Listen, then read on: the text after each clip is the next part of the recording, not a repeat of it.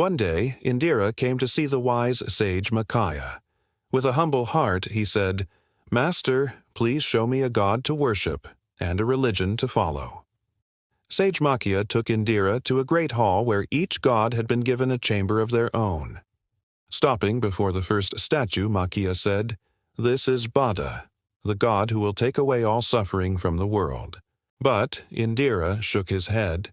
"No, I don't want a god who removes all pain." They moved on. At the next chamber stood a goddess of grace and beauty. "This," said the sage, "is Sofa, the goddess who teaches men how to avoid suffering." Indira hesitated, then said quietly, "No, avoiding pain means avoiding life itself." Finally, they came to a third room.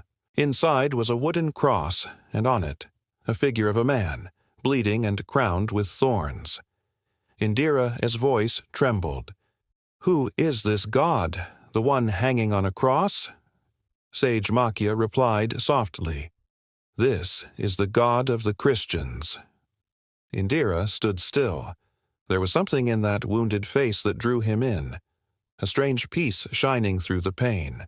"Tell me," Indira said, "how can I become a disciple of this crucified God?" The sage was surprised. "But Indira, why? The first God promised to remove suffering, the second to help you escape it. Yet you rejected them both. Why follow one who embraced suffering and died in shame?" Indira looked at the cross and replied, "To remove suffering is impossible. It is an empty promise. To avoid it is cowardice. It means refusing to live. But this God, nailed to a cross, accepted suffering and gave it meaning. When we understand and accept pain, joy and peace can finally be born. That's why I want to follow him, the God who suffered and loved." Hearing this, the sage led Indira toward a Christian village so he could meet believers and be baptized. But as they entered the village, they saw people arguing in the street. A group was fighting nearby.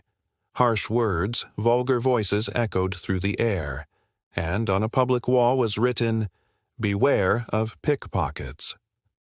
Indira frowned and asked, "Where are we?" The sage answered sadly, "This is the village of Christians."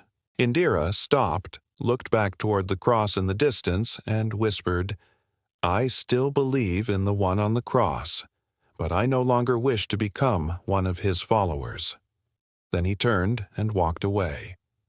Morale: Christ's message is perfect, but his followers are still learning to live it. True faith isn't shown by what we claim to believe, but by how we love and act every day.